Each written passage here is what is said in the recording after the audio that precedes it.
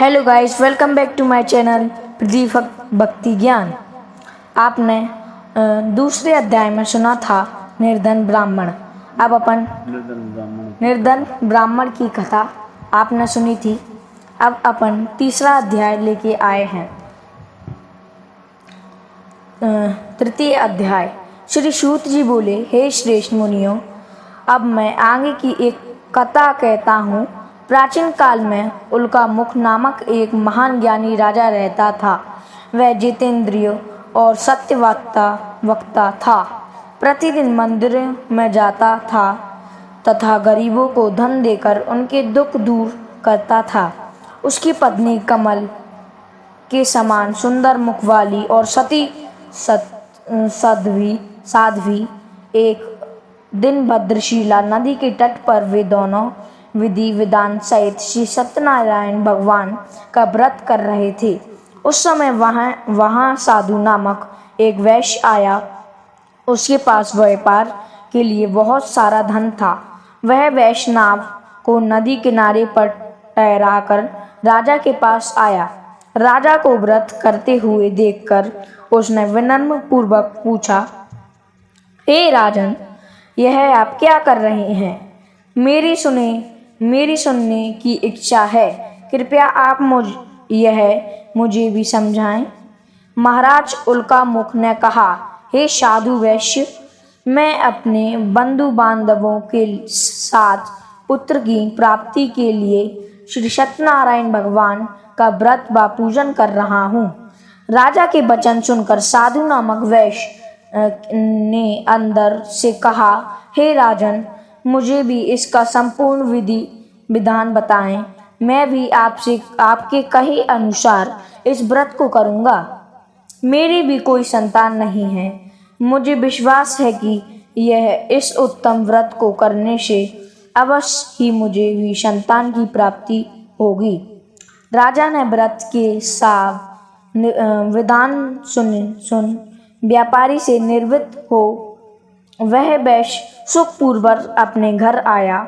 उसने अपनी पत्नी को संतान देने वाला उस व्रत के विषय में सुनाया और प्रण किया, जब मेरी संतान होगी तब मैं इस व्रत को करूँगा। वैश्य ने यह वचन अपनी पत्नी लीलावती से भी कहे। यह दिन उसकी पत्नी लीलावती श्री सत्यनारायण भगवान की कृपा से गर्भवती हो गई। 10वें महीने में उसने एक अति सुंदर कन्या को जन्म दिया। दिनों दिन वह कन्या इस तरह बढ़ने लगी जैसे शुक्ल पक्ष का चंद्रमा बढ़ता है।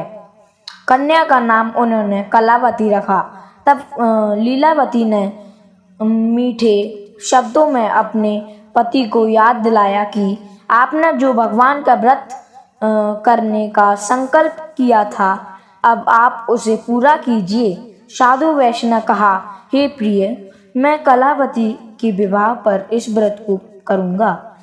इस प्रकार अपनी पत्नी को आश्वासन दे वह व्यापार करने विदेश चला गया। कलावती प्रत्यह में वृद्धि को प्राप्त हो गई। लौटने पर साधु ने जब नगर में सखियों से अपनी वास्तविक होती पुत्री को खेलते देखा तो उसे उसके विवाह की चिंता हुई। तब उसने एक दूत को बुलवाकर कहा कि उसकी पुत्री के लिए कोई सुयोग वर देखकर लाए। दूत साधु नामक वैश्य की आज्ञा पाकर कंचन नगर पहुंचा और देख भाल कर वैश्य की कन्या के लिए एक सुयोग वर्णिक पुत्र ले आया। यह संयोग लड़के के साथ साधु नामक ने अपने बंधु बांधवों सहित प्रसन्नचित्त होकर अपनी पुत्री का विवाह कर दिया।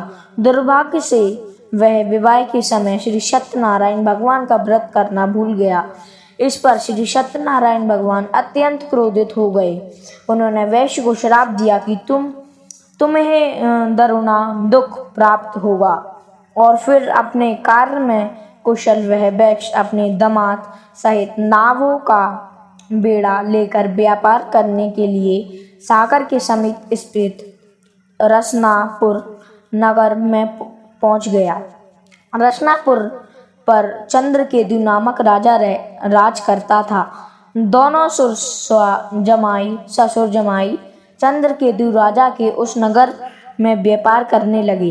एक दिन भगवान सत्यनारायण की माया से प्रीत एक चोर राजा चंद्रकेतु का धन चुराकर भाग रहा था।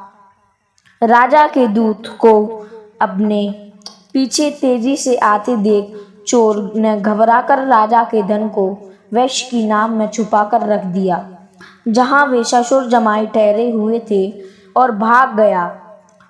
जब दूत ने उस वैश्य के पास राजा के धन को रखा देखा तो उन्होंने उन ससुर दामाद को ही चोर समझा।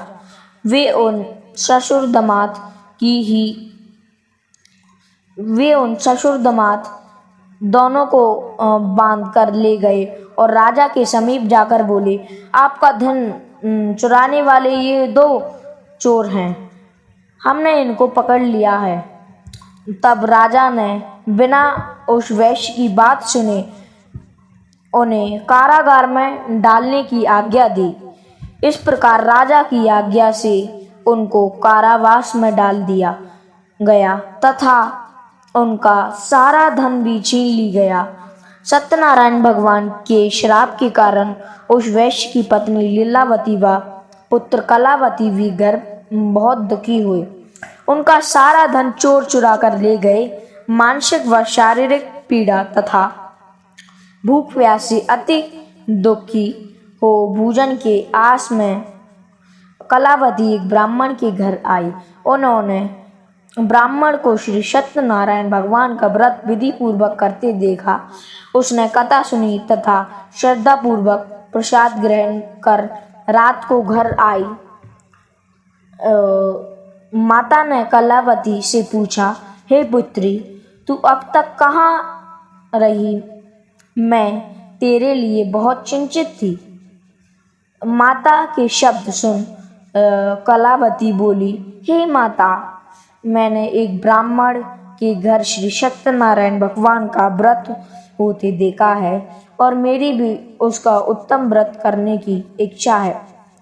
माता ने कन्या के वचन सुनकर सत्यनारायण भगवान की पूजा की तैयारी की।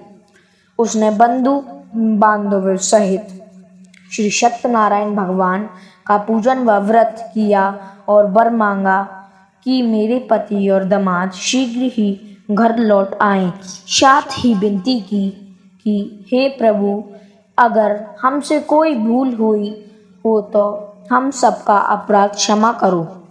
श्री सत्यनारायण भगवान इस व्रत से प्रसन्न हो गए। उन्होंने राजा चंद्रकेतु को स्वप्न में दर्शन देकर कहा, हे राजन, जिन दोनों वैश्यों को तुमने बंदी बना रखा है वे निर्दोष हैं। उन्हें प्रातः ही छोड़ दो। उनका सब धन जो तुमने आग्रहित किया है लौटा दो, अन्यथा मैं तुम्हारे राज धन पुत्रादि सब नष्ट कर दूंगा। राजा से ऐसे वचन कहकर भगवान अंतर्ध्यान हो गए और फिर प्रातःकाल राजा चंद्रकेतु ने दरबार में सबको अपना स्वप्न सुनाया और सैनिकों को आज्ञा दी कि दोनों वैश्यों को कैद से मुक्त कर दरबार में ले आए। दोनों ने आते ही राजा को प्रणाम किया। राजा ने कोमल वचनों में कहा, हे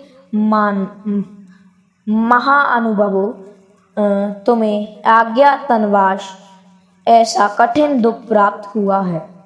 अब तुम्हें कोई भय नहीं है, तुम मुक्त हो।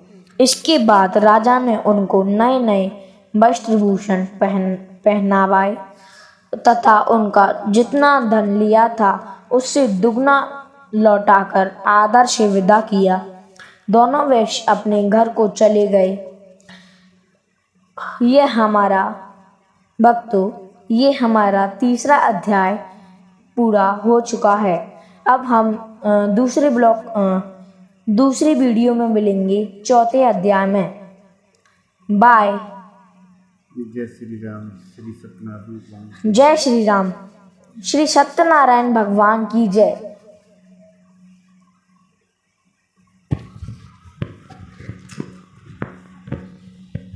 अगर आपको वीडियो थोड़ी सी भी अच्छी लगी हो तो हमको सपोर्ट करना, लाइक करना, कमेंट में जरूर श्री सत्यनारायण भगवान की जय जरूर लिखना।